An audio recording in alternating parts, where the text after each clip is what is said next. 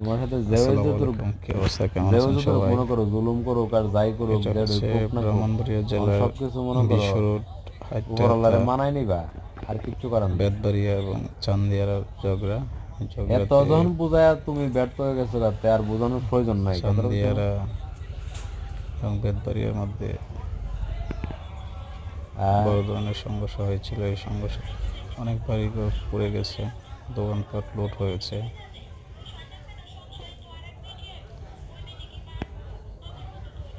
আমি এখন তোমারে বাড়িঘর না পুরো সাফ বলিও হয়ে গেছে। কইতে আবার না কইটা তোমার প্রায় একটা ব্যক্তিগত পাড়া ব্যাপার, এটা মহল্লাতে আমার কোনো এখতিয়ার অনেক নাই। ক্ষতিগ্রস্ত হয়েছে অনেক যেহেতু মানুষরা। মনে করো তুমি এতবার আমিও বুঝাইছি, এই যে তুমিও দেখেন, বুঝাইছো, যখন সামনের দোকানটার মনে ভিতরে করো প্রায় বুঝের মধ্যে মনে কোন থাকে না, 20 থেকে 30 লাখ তাহলে টাকার মাল তোমার ছিল। ব্যক্তিগত ব্যাপার, ওষুধের এখন দোকান বোঝানো বা না সব বোঝানো। পুড়ে ছাই, তারপরে অবশ্যই কিচ্ছু নাই। নিজেরা